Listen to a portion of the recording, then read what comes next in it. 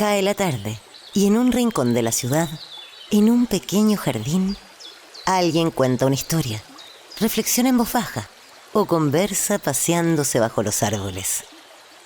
Es hora de volver a casa, bajar la velocidad y darle tiempo al tiempo. Christian Vanken nos abre la verja de su jardín para que respiremos aire puro y oxigenemos el espíritu. En Pauta, aquí comienza Desde el Jardín. Una presentación de Grupo Educar, construyendo el futuro de la educación técnico-profesional en Chile. Lo esencial de toda exploración será volver al propio jardín y ver las cosas por primera vez, decía el poeta T.S. Eliot. Muy buenas tardes, queridos y queridas radiovidentes que al escucharme me ven caminar por este pequeño jardín al fin del mundo. Soy Christian Vanken, el jardinero de este jardín y de este espacio Desde el Jardín, que se transmite de lunes a jueves a las 7 de la tarde en Radio Pauta. Los viernes estrenamos el podcast Tu Hipócrita Lector con el mismo jardinero de los dos programas. Y a propósito de la cita con que siempre abro desde que partió este espacio hace la friolera de 8 años atrás, lo esencial de toda exploración será volver al propio jardín y ver las cosas por primera vez. Me parece que esa cita tiene mucho que ver, o algo que ver, con una columna muy interesante que leí en el Diario Financiero hace unos días atrás, de Claudio Sivak, decano de la Facultad de Ingeniería y Ciencias de la Universidad Adolfo Ibáñez. Ustedes lo conocen, muchos de ustedes lo conocen, ingeniero industrial, máster en Ingeniería Industrial, ha trabajado y ha hecho una conexión muy interesante entre el mundo del Estado, las empresas, la academia, la sociedad civil, los temas de energía, de educación, infraestructura, acción climática, etcétera. Un hombre inquieto y apasionado en sus temas. Y publicó esta columna, de la quiero leer solamente un comienzo, en que dice: mi padre, el fotógrafo de paisaje Norberto Sivak, me llevaba a la cordillera desde niño. Fue una experiencia que marcó para siempre mi relación con la naturaleza. Aldous Huxley decía que su propio padre consideraba una caminata entre montañas como el equivalente a ir a la iglesia. Qué bonita esa afirmación. Chile, dice Sivak, es 80% de paisaje montañoso. Fíjense ustedes. Y sin embargo, probablemente, afirma, menos del 3% de los chilenos vive en la montaña o accede a ella con regularidad. Como país, vivimos de espaldas a la cordillera que nos define. El otro día estaba releyendo ahí en mi biblioteca, me encontré con un librito muy bonito del poeta Petrarca, poeta medieval, posterior al Dante, quien un 26 de abril de 1336 escaló el monte Ventoux. Y muchos dicen que una carta que le escribió a alguien de su tiempo, de su época, describiéndole la experiencia que había sido esa escalada a la montaña, dio origen, o sería el origen del montañismo, el senderismo, etcétera, ¿no? Petrarca describe todo el paisaje, lo que es mirar desde arriba, en fin. Y además eso lo lleva a una reflexión interior, posterior, y todo es una carta muy hermosa. Bueno, yo creo que estamos hablando de algo parecido, y es verdad, tenemos a estos gigantes dormidos, como llamó alguien a las montañas de Chile, los tenemos aquí, y pareciera que viviéramos de espaldas a ellos. No las hemos incorporado en nuestro paisaje cultural, en nuestro paisaje educacional, en fin. Bueno, la columna de Sivak tiene que ver con eso, y por eso lo invité a Claudio a caminar conmigo esta tarde en el jardín. Claudio, un gusto de tenerte aquí. Encantado de volver a conversar contigo. Muchas gracias, Cristian, que me emocionó tu introducción al fondo, lo que significa caminar, no solamente en el jardín, caminar por la naturaleza, caminar por la montaña. Mallory, que es uno de los grandes montañistas de la historia, que fueron los primeros, que no se supo nunca si llegó o no llegó a la cumbre del Everest, antes le preguntaban por qué subía montañas, y él respondía: porque están ahí, porque nos invitan, porque están ahí. Y uno sube montañas porque llega arriba y quiere ver qué hay detrás de la montaña. Lo mismo pasa con quiere explorar. Tiene que ver con ese espíritu de recorrer más allá de lo conocido. Oye, Claudio, y lo que tú afirmas, y aquí tenemos un problema, porque no solamente constatar que muy pocos viven en la montaña, uno podría decir hay una negligencia del habitante chileno hacia su propio paisaje, ¿no? Desconocimiento, pero es porque Dices que en el caso de nuestra ciudad de Santiago, los 6 millones de habitantes enfrentan un acceso cada vez más restringido a la montaña, cierres de acceso a los cerros Manquehue o Pochoco, restricciones arbitrarias a Farellones, La Campana o el Cajón del Maipo. O sea, esto es bien increíble, la imposibilidad, o sea, hay obstáculos para que los chilenos o los ciudadanos de a pie no puedan ir a la montaña, aunque quisieran. Bueno, tal vez el primer obstáculo o la gran diferencia que uno podría hacer la analogía con el mar o los ríos o los lagos es que esos en nuestra legislación son bienes nacionales de uso público y por lo tanto, a pesar de que tienen muchas veces dificultades de acceso, hay cierta claridad respecto de que no es posible impedir el acceso. Insisto, a pesar de que muchas veces ha sido impedido el acceso al mar, los ríos, los lagos. La montaña no pasa lo mismo. La montaña en gran mayoría son terrenos privados o bienes del Estado, donde hay mucha actividad, muchas veces que han habido históricamente, ganadería, minería, forestal, pero de alguna manera la necesidad de mucha gente de reconectar con la naturaleza ha chocado con una realidad que el entorno inmediato a Santiago es difícil de ir, y sobre todo cuando se empieza a producir como una contradicción, porque cuando más gente quiere ir, de alguna manera los dueños legítimos de esos terrenos ven afectado su ingreso. O sea, en Chile incluso hay una normativa que obliga a cercar todo tu bienes, y eso te pone en directo conflicto con quien quiere subir a un cerro que en realidad no tiene otro uso que el Manquehuito, el Manquehue, el Pochoco. Y hoy día es muy difícil. De hecho, hace un rato me mostraron una foto de cómo está actualmente el acceso al Manquehue. Es una reja que parece más el muro de Berlín. ¡Qué tremendo! O la reja que hay ahí en la frontera de México con Estados Unidos, de una invitación a caminar por la naturaleza y la montaña. Y eso es creciente. Bueno, bueno, tengo un hijo que subió hace unos meses atrás con sus amigos, no había subido solo, subieron tempranísimo y mandaba fotos y la experiencia que significó para él. Y volvieron a intentar subir, bueno, y después me contaba también que era difícil, el acceso es difícil. Ahora, entiendo que hay una legislación también que la hace más difícil todavía, es decir, si alguien sufre un accidente, eso es lo que entendí, dentro de este predio, que o es privado o es del Estado, el que tiene que asumir el costo de ese accidente o podría verse enfrentado a una querella, ¿no es cierto?, sería el dueño de ese lugar. Es bien absurdo porque efectivamente si a mí me ocurriese algo en un terreno privado, yo podría demandar al dueño por responsabilidad civil por haberme caído o haberme golpeado o algo así. Y eso se ha buscado solucionar en otros países, en países que son símbolos, y lo menciono en mi columna, los países nórdicos, Escocia. ¿Cómo lo solucionan? A ver, son soluciones distintas en cada caso y pensando para lo que podría aplicarse para Chile. Hay un concepto en Reino Unido que se conoce como el right to roam, el derecho a merodear. Qué bonito. Sí, yo me demoré un tiempo en encontrar la traducción to roam. En francés, Baudelaire diría, él inventó el verbo flanear por la ciudad, merodear, vagar. Vagar, merodear, y que claro. Eso implica que uno tiene el derecho de circular por cualquier terreno privado que no sea agrícola, usado, o el jardín privado inmediato a la casa, sin pedirle permiso al dueño. Pero la legislación exime al dueño de la responsabilidad civil si al visitante le pasase algo. También ocurre lo mismo en los países nórdicos, Escandinavia, donde, claro, hay baja densidad, pero también hay alta cultura cívica del uso de espacio natural.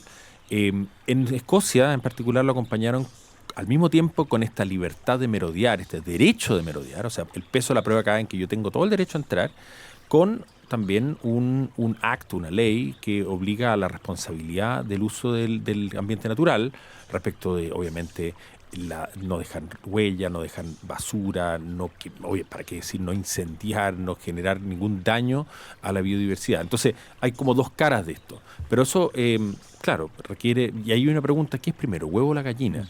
Yo acerco a las personas a la naturaleza, yo genero una cultura de naturaleza, y por eso esas personas van a cuidarlas más. Lógico. Hay una relación. O al revés, yo prohíbo y con eso las personas no tienen vínculo. Entonces, eso es un modelo. Hay otros modelos. ¿Ya? ¿Cuál es otro? Otro modelo, por ejemplo, un modelo que aplicó Estados Unidos, que varios estados lo tienen, que es que dice, mira, ¿sabes qué más? Yo no puedo proveer tantos parques naturales, etcétera. Entonces yo le permito a los privados, en la medida que den acceso gratuito al terreno para uso recreativo, eximirlos de esta responsabilidad civil respecto de cualquier cosa que le pueda pasar. Que es como, así, por así decirlo, el Estado transfirió esta responsabilidad o deseo de generar más áreas de recreación a privados que abran sus tierras.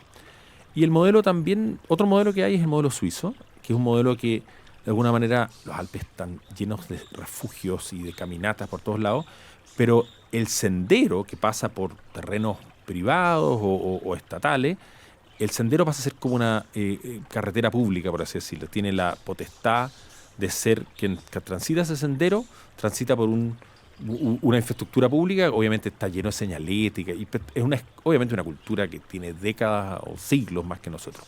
Pero todo esto de alguna manera tenemos que buscar soluciones porque yo lo veo cotidianamente, la enorme demanda que hay por acceder más a la montaña y por sobre todo yo creo que es algo que reconectarnos con la naturaleza, reconectarnos con la montaña, sobre todo con los datos que tú mismo dijiste, hace demasiado sentido para no solamente mejor salud, sino que también, como mismo Huxley lo decía, su padre, o sea, tiene que ver con una dimensión espiritual de cómo... Sagrada. O sea, la naturaleza es sagrada. Un bosque es un templo, lo que decía Huxley. Una montaña también es un templo. Y estaba pensando, así como se hizo un trabajo de que los chilenos hoy día, en el Día del Patrimonio, van a recorrer el patrimonio chileno, entran a los lugares históricos, habría que hacer más que un día, ¿no es cierto? Algo así con la naturaleza. O sea, los chilenos se reconectan. La cultura es muy importante, el patrimonio de la historia, pero antes de eso también está la naturaleza, digamos, sobre la que está anclada esa cultura, ¿no? Y Chile tiene, ya hay un Día de los Cerros, efectivamente, en octubre, que invita a salir de los cerros, pero creo que tiene que ser algo mucho más cotidiano eso. Yo me acuerdo de haber, hace muchos años atrás, haber escrito una columna en la revista Que Pasa, en el año 2000, como sueños para el siglo que viene.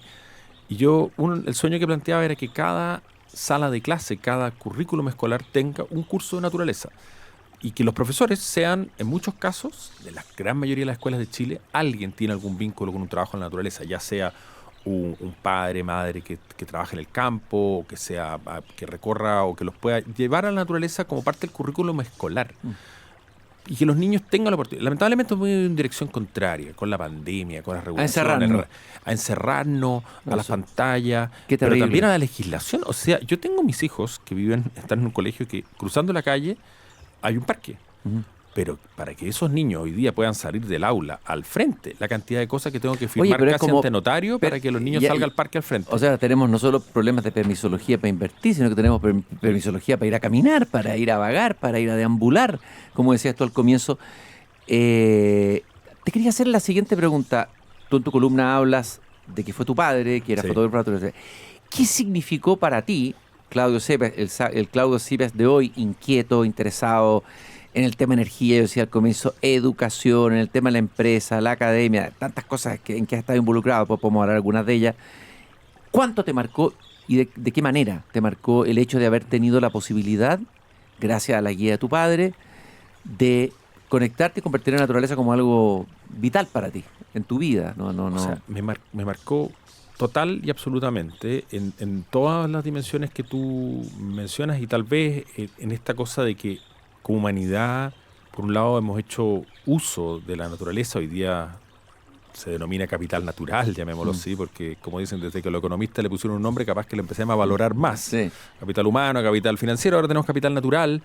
Como el economista Dasgupta le puso un nombre, y hoy día existe una posibilidad de ponerle un valor más tangible, pero en el fondo es mucho más que eso. Para mí, tuve la oportunidad desde la que era guagua, con mi madre, estuve en el Tatio cuando tenía 3 meses, recorrer desde al norte de Bifir y todos los altiplanos hasta la Patagonia, siempre de camping. Mi papá en realidad era profesor de colegio, era profesor de matemática, y como tal tenía muchas vacaciones al año, y cuando uno tiene muchas vacaciones y tiene sueldo profesor, la mejor manera de recorrer era de camping, porque no había mucho más plata que eso, y eso implicó que siempre estuviéramos 3 meses al año arriba de un camper en lugares muy remotos. Entonces conocí cada valle, cada pequeño río, lago, etcétera, porque además él era muy, muy inquieto también.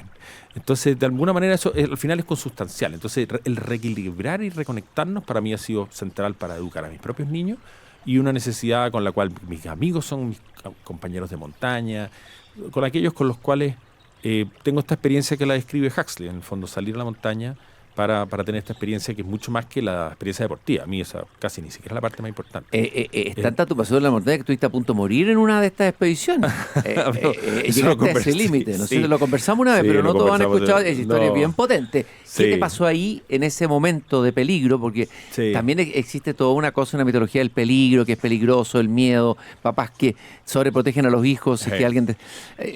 claro, es una naturaleza que hay que conocerla bien, ¿no es cierto? Pero ¿qué te pasó a ti y qué significó para ti esa experiencia? Mira, la primera reflexión es que yo voy ahora con mis niños a la montaña. Ahora estuve el fin de semana con mi señora y los niños, estuvimos en Calingasta, en Barrial, que queda al otro lado de aquí de Uspallata, 5 horas en auto de acá, pero como al frente de la cordillera, pero al otro lado. Y estaba con mi hija de 6 años arriba de un cerro, pero los miraba y decía, oye, si mis papás hubieran sabido todas las cosas que yo hacía en la montaña, no sé cómo sería. O sea, hay un tema obviamente que uno como padre vive una experiencia respecto del cuidado de los niños, pero también hay que buscar la libertad de los niños. Y ahí, efectivamente, yo hace 2 años atrás con mi hijo mayor, en un volcán en el sur, en el Chocuenco, tuvimos una experiencia bastante torpe.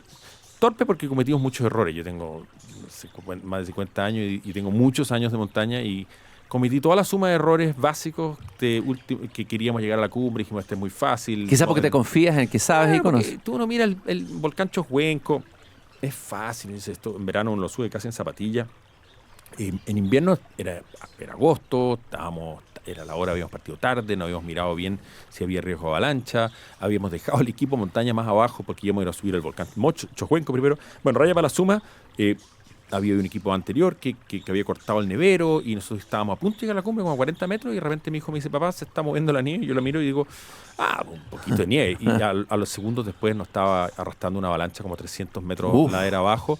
Yo terminé enterrado hasta solo la cabeza afuera. Mi hijo, por suerte, estaba completamente fuera y perdimos un par de esquíes, 2 bastones y nada más. Todo lo demás fue salvado por la campana. Fue una advertencia muy importante que evidentemente la montaña tiene riesgo, pero los riesgos muchas veces son por errores humanos. Es lo mismo que el mar. A alguien que le gusta nadar y entrar. Exacto. O sea, el mar hay que respetarlo. Siempre se ha dicho eso, ¿no? Amarlo y respetarlo. Y también es una catedral viva. En tu artículo tú cuentas, porque uno podría decir que hay una contradicción, que por un lado el desarrollo de la minería, el pastoreo, los embalses, todo aquello que se hace en las montañas, no podría coexistir con esto de que la gente pueda ir. Pero tú dices que la experiencia europea, que muestra que la media y alta montaña puede convivir con múltiples usos sin excluir el acceso público. ¿Cuáles son los argumentos ahí de fondo? Mira, yo creo que nuevamente pasa por esta cosa que es de nuestra legislación, que en Chile, ¿te has fijado la diferencia entre un campo europeo y un campo chileno? El campo chileno está lleno de alambre púa y todo cercado. Y no es tanto porque en el fondo en las ciudades hay temor de que me agredan o temor que incluso me roben, sino que la normativa establece que todo lo que tiene propiedad privada hay que cercarlo. Y en Europa en general, en muchos países hay electrificación, a veces pequeños cercos eléctricos para la vaca, pero no mucho más, no hay cercos, son muy pocos. Entonces hay como una primera definición que tal vez incluso es legal, pero por sobre todo esto de que de alguna manera yo no quiero que nadie ingrese porque corre riesgo y yo me van a imputar por ese riesgo. Entonces hoy día tú no puedes entrar al Valle del Maipo, más allá de las centrales, porque acceder al volcán Maipo, que es una de las bellezas escénicas de nuestro cajón del Maipo, es imposible llegar, hay más de 100 kilómetros de camino que no tiene acceso. ¿Ya? Tú no puedes llegar a la Laguna Negra fácilmente porque es un recurso de agua potable, porque hay temor nuevamente de que alguien le haga algo a agua potable. Tú no puedes entrar al cajón, ahora se puede entrar mejor, pero todo lo que era el Valle Río Colorado, que es de bienes nacionales, pero está en el Parque Tupungato potencialmente. Entonces hay muchos, y para qué decir el Valle Cortadera, yo te podría nombrar una larga lista, o a veces cosas más simples, como el Cerro Pochoco. Cerro Pochoco hoy día está totalmente dificultado a ingresar. Eso es una dimensión. Y otra dimensión que también, como que de alguna manera, por ejemplo, el acceso a Farellones, venía bajando de Portillo ayer, a propósito que fui a Argentina, en auto. Y a las 6 de la tarde, Carabinero había decidido cerrar abajo, en Saladillo, el camino hacia arriba. ¿Bajo qué argumento? Entonces, también hay veces que la autoridad toma decisiones queriendo evitarse todo tipo de problemas, CONAF, Carabinero. Pero exagera, todo. O sea, sobre... Claro, que quiere evitarse problemas, entonces no, es que no puede entrar nadie. Entonces a la Laguna del Yeso, al parque, no, se cierra todo. Y eso, de alguna manera, en vez de gestionarlo, como lo hacen en otros países, aquí definimos, y esto fue incrementado particularmente durante la pandemia, no, prefiero yo evitar cualquier tipo de riesgo y prohíbo el acceso a todo. Y me sale más fácil. como poca relación íntima con el paisaje, poca conversación con el paisaje. Nuestros poetas han sido los que creo que han conversado con el paisaje, más que nadie, ¿no? Lo incorporan en su poesía, uno lee a Mistral, lee a Zurita, las montañas, lee a Neruda, los océanos, etcétera. ¿A qué se deberá? ¿Tendrá alguna raíz cultural? Yo estoy hablando no de la permisología, también del habitante, porque el habitante podría presionar y decir, oye, al Estado, exigirle, oye, queremos conocer la montaña, queremos recorrer, pero no se ve tampoco esa presión ni ese interés, no se ve desde la educación. Hay grupos probablemente, Sí, hay grupos. voces como la tuya, qué sé yo, pero no es algo mayoritario. ¿De dónde viene eso? ¿Es algo cultural? ¿De dónde? ¿Español? ¿De qué matriz es? A ver, primero hay que tener conciencia que Chile es un país superurbano. 90%, depende cómo se contabilice, vivimos en ciudades.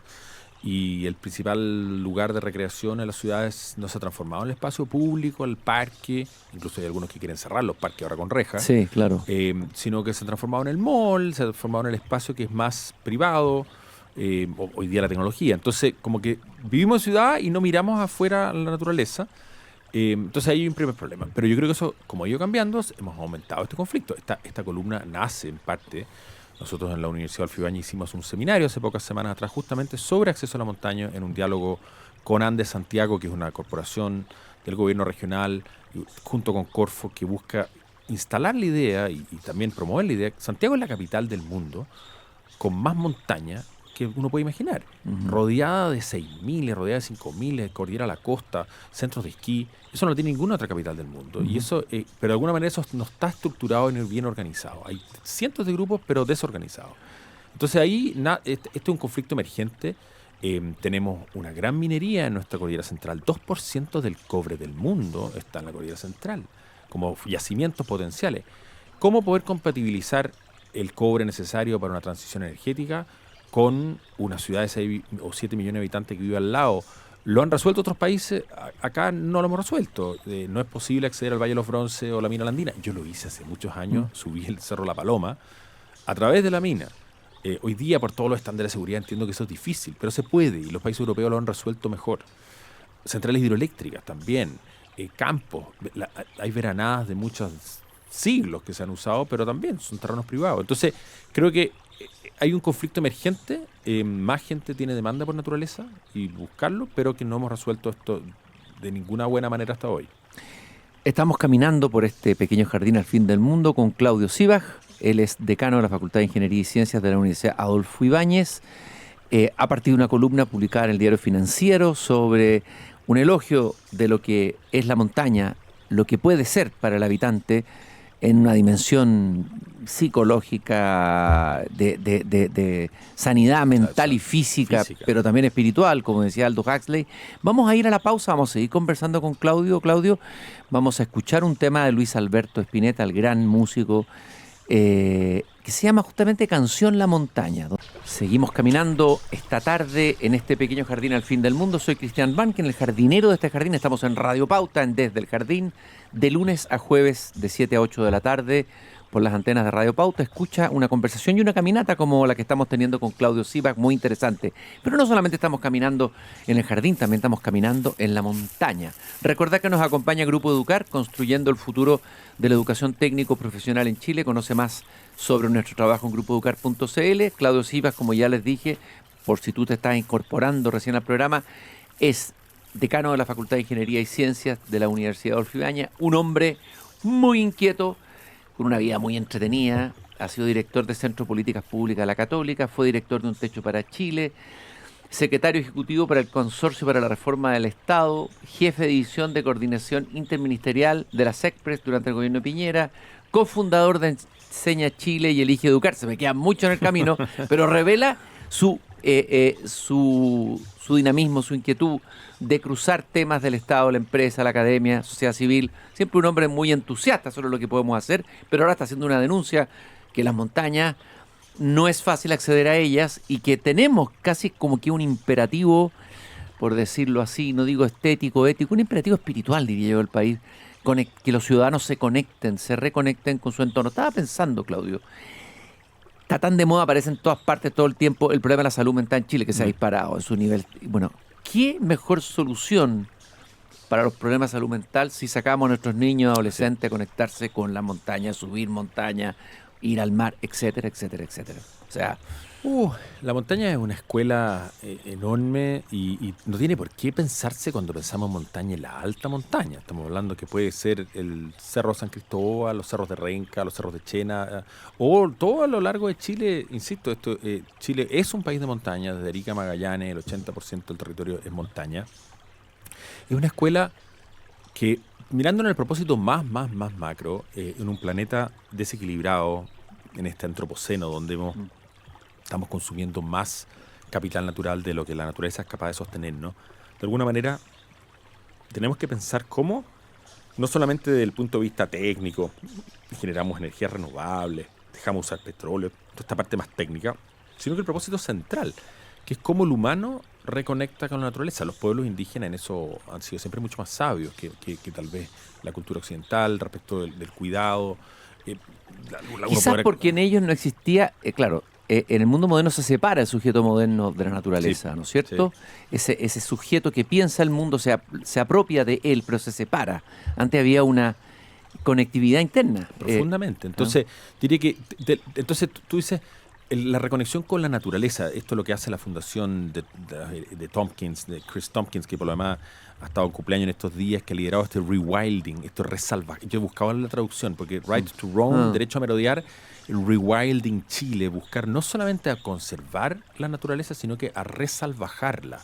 Y nosotros deberíamos pensar hacer lo mismo con nuestra educación para que de alguna manera contrarrestar, por un lado, estos desafíos que genera la vía urbana, que genera la vía tecnológica de salud mental, de hiperconectividad, con aquello que somos un planeta. Hay una sola bola que se mueve, ¿no es cierto? Azul, que conocemos y que de alguna manera tenemos que conservarla y resalvajarla para reequilibrarla. Entonces, desde ese objetivo más macro, ¿cómo hacemos?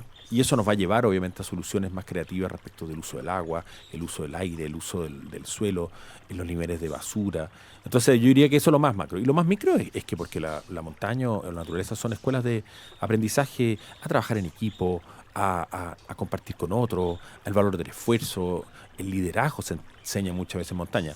Pero por sobre todo, finalmente, es porque creo que de alguna manera nuestros niños merecen tener una escuela tan profunda como es el jardín de la casa, que puede tener naturaleza, los bosques, y la montaña como una expresión de la maravilla que tiene. Y claro, eso creo que es un regalo que no podemos quitar. Bueno, no podemos ofrecerle a nuestros Gabriela Mistral hablaba de la sala abierta de clase. Todo nuestro paisaje es una sala de clase abierta, ¿no? Ahí tenemos que salir. Ojalá la educación salga a esa sala de clase abierta que la naturaleza. Es interesante porque a lo mejor si yo no estuviera presentado y alguien está escuchando, ¿y quién es el que está hablando? ¿Es un poeta, un filósofo? No, es un ingeniero chileno. Esto revela que la ingeniería no es solo cálculo, eficiencia técnica o pensar calculante, como diría por ahí un filósofo. La ingeniería es muy importante, ¿no es cierto?, para resolver problemas complejos, etcétera. Pero esta es como una ingeniería, ¿cómo la llamarías tú? ¿Te sientes parte de qué tradición de la ingeniería? ¿Como una ingeniería con un sesgo humanista, humano? No sé cómo llamarlo, cómo clasificarlo. Bueno, nosotros en la Universidad Adolfo Ibáñez, y esto yo llevo pocos años ahí, pero me siento muy identificado con su tradición, siempre ha planteado que la ingeniería por sí sola o la técnica por sí sola no es suficiente, sino que tiene que estar integrada con el oficio de ser ciudadanos libres y pensantes. Y por eso tenemos este currículum de artes liberales que obliga a todas las disciplinas a estudiar la civilización contemporánea, los filósofos, los grandes pensadores, o entender las expresiones del arte, las humanidades. Porque claramente cuando pensamos en cualquier tecnología, incluso, pensemos en los teléfonos, los smartphones, fueron pensados en un usuario humano, y si no entendemos, para qué decir hoy día con la inteligencia artificial, las profesiones que más se están valorizando son la filosofía. Tiene que ver con aquellas cosas que nos hacen lo humano del humano. Entonces, esa visión de la ingeniería, que obviamente tiene ciencia, tecnología, que genera soluciones basadas en bienestar, tiene que estar íntimamente ligada al humano, a la persona que hay ahí. Y si no, terminamos tal como es nuestra relación con la naturaleza, deshumanizada. Por eso como digo, la tradición que a mí me gusta, que es una falsa dicotomía esto de decir la ingeniería ya, el número ya, yo estudio humanidades porque era malo para las matemáticas, o yo estudié matemáticas porque era malo para las humanidades. Yo creo que mucho más, y los griegos así siempre también lo entendieron, es algo mucho más integral.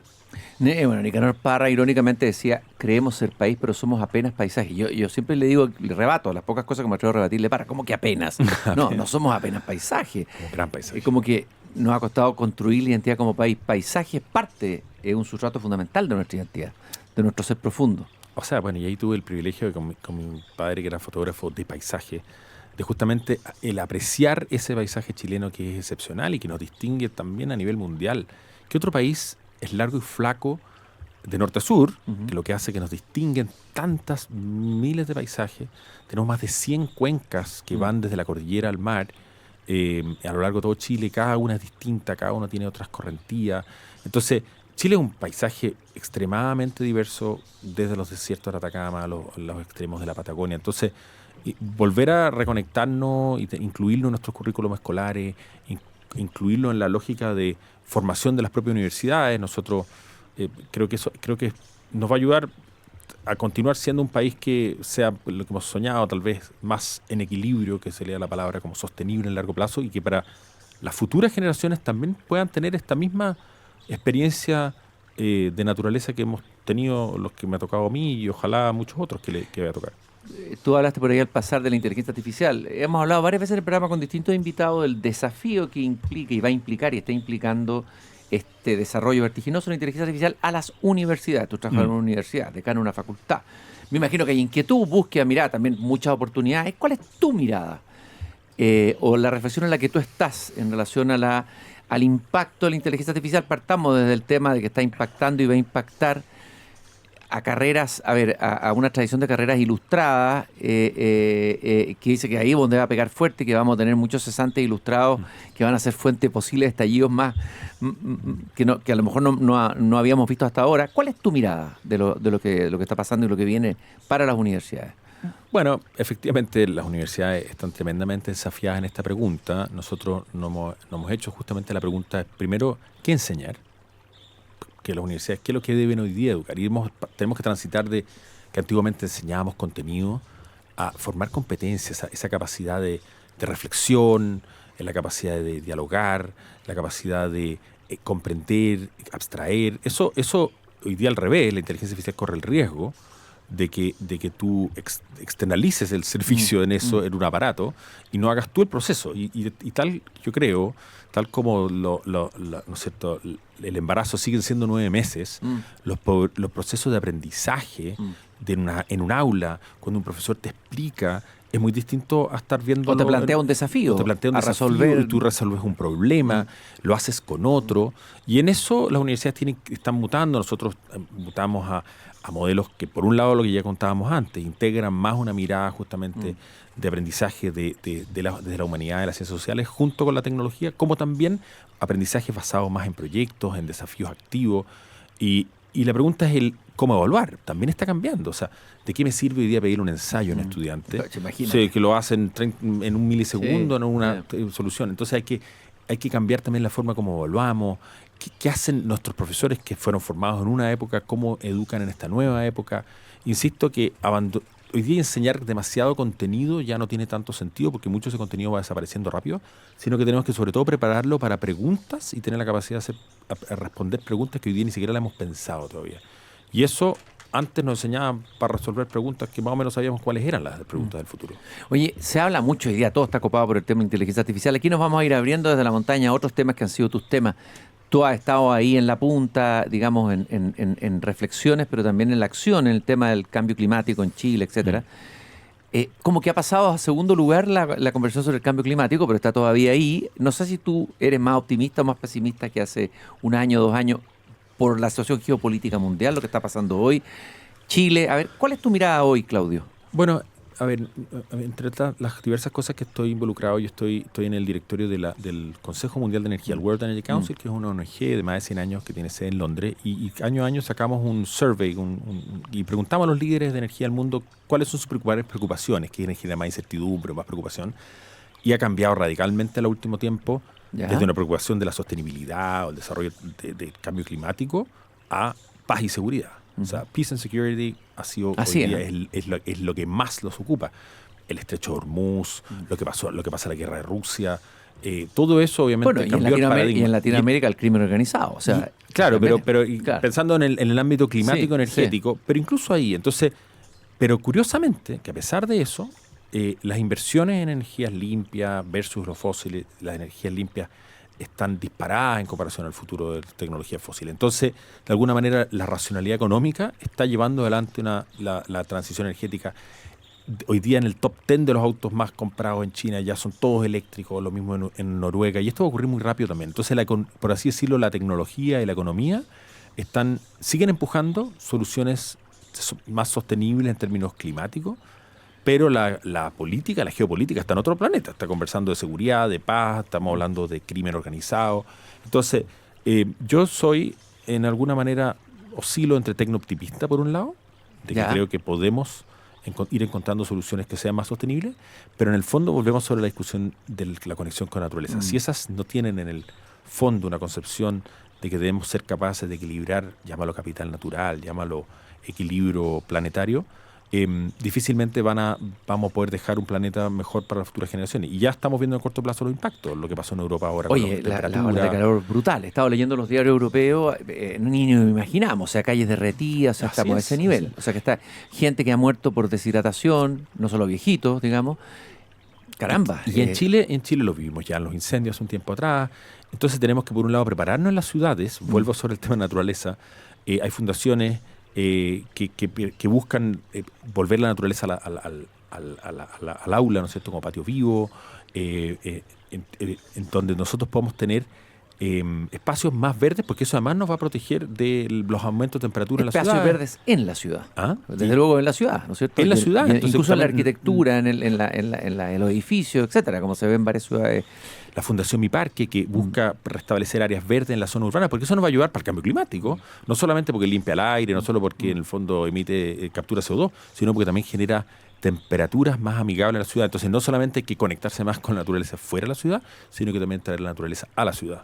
Tú has hablado mucho, creo que en otras conversaciones que hemos tenido, que Chile tiene una oportunidad histórica, no solo tú lo dices, pero hay varios que lo han dicho, y que esta transición energética, que no es solo como una obligación por el tema del cambio climático, sino una oportunidad económica, productiva, tecnológica y todo. A ver, ¿ha ido cambiando un poco este escenario? ¿En qué sentido ha cambiado para bien o para mal? ¿Qué elementos nuevos hay ahora? ¿Cómo lo ves tú ahora? ¿Cuál es tu diagnóstico de eso?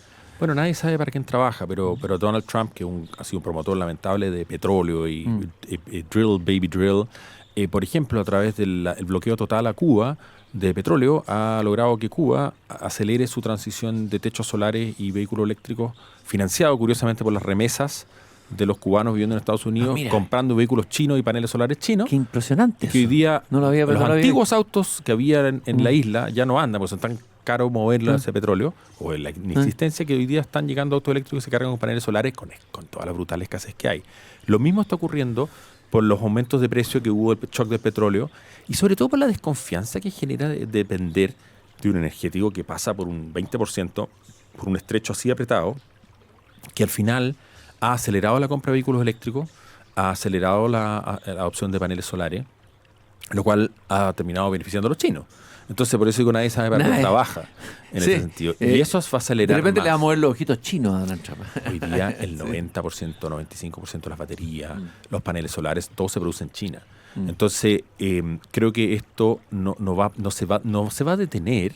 La pregunta es cómo hacerlo y qué rol va a jugar Chile. Eso que te quería preguntar. ¿Y Chile? Chile tiene varias razones por las cuales ha sido un ejemplo global muy relevante. Uno, hemos transitado en la adopción de energía solar más rápido en su tamaño casi que cualquier país del mundo. Como tenemos sol en todo el país al mismo tiempo y se va al mismo tiempo, de norte a sur, en la noche no hay sol en ninguna parte de Chile, entonces hemos tenido que incorporar baterías a una escala inédita también para un sistema eléctrico a nivel global. Y eso lo hemos hecho por cosas que son bien consustanciales a Chile, que somos un país que hemos sido muy abierto a la inversión extranjera en los últimos 40, 50 años, muy abierto a la innovación gracias a los tratados de libre comercio, abierta al talento extranjero o desarrollar talento en Chile. Tenemos buenas universidades y además tenemos una mirada bastante compartida a largo plazo. Que establecemos contratos a largo plazo, tenemos gran minería, tenemos grandes inversiones que se requieren a largo plazo y en ese en Chile funciona. Y por eso hemos liderado eso. Pero ahora, ¿cuál es el futuro? El futuro es reemplazar. Toma la siguiente cifra. Perdona que vaya al número de los números. Al año, el mundo extrae y quema 2 millones de dólares de petróleo. 2 millones de dólares de petróleo. Los extrae y los quema y se van a la atmósfera. Al mismo tiempo, el mundo extrae cerca de 180 mil millones de dólares en cobre. O sea, menos de un 10% es cobre. El cobre tú lo extraes y luego lo introduces en un vehículo o en un bus eléctrico o lo que sea y es un motor y lo usas una y otra vez, no se evapora. Entonces la oportunidad de transitar de lo que es hoy una industria basada en petróleo que lo quemamos a una industria, a toda la sociedad, a la ciudad, de los autos, el transporte, todo lo que nos movemos, que reflexionamos, basado en cobre, por un lado, o guardar esa energía cuando no hay viento, no hay sol, basado en litio, es una oportunidad inédita para Chile. Entonces, inédita porque nos desafía a poder hacer esto de manera de un litio que no lo extraigamos a la antigua forma de evaporar el agua, sino que tal vez más directamente. Y por eso creo que Chile no puede perderse esta oportunidad de no solamente ser un ejemplo local, sino que también ser... Pero se están haciendo las cosas bien en buena dirección y en términos también de permisología y de todo, o todavía seguimos... A ver, ¿han habido cambios sustantivos en eso? En esa dirección que tú apuntas. Mira, yo creo que vuelvo a lo más macro. Efectivamente, Chile ha tenido un desafío de crear, de desarrollar. Una de las... Voy a seguir, perdona que vaya a lo personal, pero con un grupo de socios en el año 2008 iniciamos una idea de hacer un teleférico que cruzara de Providencia a Huechuraba, que se llama el Teleférico Bicentenario. Nos demoramos hasta el año 2023 que empezaron las obras. Mira la cantidad de años, 15 años de permisología, desarrollo de proyecto para construirlo. Evidentemente tenemos un problema de plazos. El Teleférico Bicentenario esperemos que esté en operación el próximo año y va a ser transporte público eléctrico para la ciudad de Santiago. Lo mismo pasa con los proyectos mineros, energéticos. Tenemos un desafío institucional que hay que abordar porque en realidad tiene que ver con falta de confianza. No confiamos que se evalúen bien, no confiamos las empresas han hecho mal la pega muchas veces, donde han a veces generado un daño que después es irreversible. Y como dice, nunca hay una buena segunda oportunidad para una buena primera impresión. Y eso tenemos que repararlo y eso va a hacer que de alguna manera nuestro país pueda volver a retomar o a tomar y no perder la oportunidad que significa el litio, el cobre. Tú hablaste usando una palabra que la has usado varias veces. Yo sé que es un tema que te interesa, construir confianza. Sí. La base. Ahora, ¿cómo estamos si hubiera que hacer indicios, estudios de fianzología en Chile? ¿Cómo estamos en eso? Pareciera que nuestra sociedad está un poquito horadada por la desconfianza. Sí. Lo vemos en la discusión de la clase política, en fin. De ver siempre el vaso medio vacío en vez de medio lleno, desde la sospecha, desde la confianza. Estamos como enfermos de desconfianza. No sé si es un síntoma local más grave en Chile, si en el resto del mundo algo parecido. No, mira, lo que conviene siempre es tratar de compararnos con los países de la OECD, del cual somos miembros hace poco más de 15 años. Y ahí efectivamente somos de los más bajos indicadores de confianza, tanto hacia las instituciones como interpersonal. ¿Qué es lo que puede haber nuevamente en la raíz de eso? Voy a reconectarlo con la conversación inicial. Nuestros espacios de encuentro, como el aula de clases, ha sido un aula que por décadas ha estado bien segregada. No nos encontramos ni en la sala de clases ni en el espacio público. Y inmediatamente ir después al espacio público, el espacio verde. No hay espacios de encuentro, de encuentros chilenos como tal vez sí lo existió más en el pasado, o tal vez simplemente las ciudades, por ejemplo, se han ido segregando también. Lamento usar siempre el ejemplo Santiago, pero el mundo de la empresa abandonó el centro de la ciudad.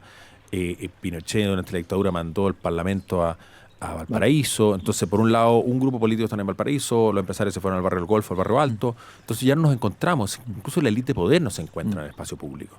Y eso obviamente reduce los niveles de confianza. Después... O sea, no tenemos nuestra polis. No tenemos nuestra polis. Y claro, yo he tenido la suerte, me tocó trabajar 4 años con el presidente Lagos, después 4 años con el presidente Piñera, y también colaboré mucho con la presidenta Bachelet, el presidente Boric, y lo estaba haciendo ahora con el presidente Kast, en el sentido de que uno puede colaborar con el esfuerzo de, habiendo trabajado en la academia o el sector privado, yo he trabajado 8 años en el Estado, en mi vida en el Estado, de ponerse en el lugar del otro, hacer el esfuerzo de qué es el desafío de administrar el Estado. Es súper desafiante administrar el Estado. O al revés, en el Estado miran con sospecha al mundo de la empresa. Que es lo desafiante que es ser empresario y emprendedor en este país. Es muy difícil. Entonces, todos esos mundos, de alguna manera, hay poca cultura de mirar lo desafiante que es el mundo del otro. Es como esperar que el otro, el adversario, suene, ¿cierto? Claro. Para yo reemplazarlo 4 años Uno después. quiere menos Estado, el otro quiere Claro. más Estado. No, lo que tenemos que pensar es, por ejemplo, un mejor Estado, mejores empresas. Y creo que hay gente donde la gente sí lo valora, la gente tiene alta valoración de sus propias empresas donde son empleados. Entonces creo que eso mismo podríamos traducirlo a un país que, por ejemplo, construye confianza respecto de nuestra gran minería, que es una industria que es muy relevante para nuestro país. Pero eso implica que la gran minería tiene que hacer las cosas tal vez distinto a como se hicieron hace 40, 50 años atrás, donde consumían el agua, donde a veces destruían el paisaje, y han ido cambiando en ese sentido. Pero, como digo, cuesta mucho tiempo reparar las brechas de confianza que existieron por décadas. Claro, y cuando se agota el colchoncito de confianza, ahí quedamos a merced del populismo más desatado. Porque aquí hemos oscilado entre gobiernos de izquierda, derecha, un poco más a la izquierda, un poco más a la derecha, y que nos queda, ya queda el populismo puro y duro, ¿no? Bueno, pero al menos en esas cosas, por ejemplo, en materia climático-energética, hay más acuerdos. Han habido acuerdos. Sí. Uno ve hoy día a la ministra de Energía, a la propia ministra de Medio Ambiente, la acción climática con matices ha seguido, pero ha habido porque es una ventaja estratégica. Chile no tiene ni petróleo, ni carbón, ni gas natural, pero sí tenemos sol inédito, fuera de toda escala global, viento, tenemos una cordillera que tiene hidroelectricidad, tenemos muchas virtudes y tenemos cobre, tenemos litio. Entonces, de alguna manera, entendiendo que necesitamos rebalancearnos con la naturaleza, también podemos contribuir al rebalanceo global de la relación de la humanidad con la energía, que ha sido uno de los que más está afectando finalmente el planeta, que es el cambio climático, que se produce por el transporte, se produce por la industria, y eso de alguna manera va a tener que cambiar en el próximo siglo o los próximos años, sí o sí, tiene que ocurrir rápido y una escala que no nos podemos demorar demasiado en ponernos de acuerdo. Claudio, partimos hablando de la montaña por tu artículo, tu columna tan interesante que apareció en el Diario Financiero, por eso te invité aquí al jardín. A ver, proponnos caminatas o encuentros con lugares que donde vayamos a tener epifanías o momentos especiales, catedrales al acceso, a la mano, para el que nos está escuchando, que quedó alentado con la primera parte del programa, donde tú contaste tu experiencia con la montaña y con la naturaleza. Algunas caminatas que nos proponga o paseo. Yo siempre, a pesar de que hoy día está bien saturado, pero siempre voy a recomendar muchísimas veces explorar el Cajón del Maipo. Yo a veces me pasaba 50 veces el mismo año yendo al Cajón, ir a la localidad de Lo Valdés, donde está el refugio del Club Alemán Andino, y mirar, por ejemplo, la inmensidad del volcán San José, que tiene más de 5.800 metros de altura. Eso es enorme, más que cualquier cumbre europea, que está ahí, frente a uno. Ahí está el Valle de la Arenas, que tiene un acceso muy bien organizado hoy día. Está todo ese sector del Valle de la Engorda, que uno puede ir a caminar hacia el refugio Plantat o al Parque Natural, ¿no es cierto?, de CONAF, que es la reserva que va al pie del Cerro Morado, la de Baños Morales. Entonces, ese sector tiene mucho espacio y tú caminas un poco o te enteras por el Estero Valdés y vas a encontrar fósiles. A poca distancia caminando hay mucho para ver. Después, obviamente, tienes más cerca de acá, yo siempre recomiendo una caminata, ya sea por la quebrada de Macul, la quebrada de Ramón, o, bueno, lamentablemente ahora vivió un incendio muy dramático toda la zona de San Carlos Apoquindo, pero una tarde caminar hacia esos sectores también conviene. Y hoy día, para los más fáciles de acceso, tratar de hacer caminatas cortas hacia el Carbón o hacia al Manquehuito. Es impresionante la cantidad de lugares que tiene cerca Santiago para el habitante. Yo creo que una de las ciudades que tiene más. Para cualquier europeo que llega acá queda sorprendido, ¿no es cierto?, de todo lo que tenemos alrededor.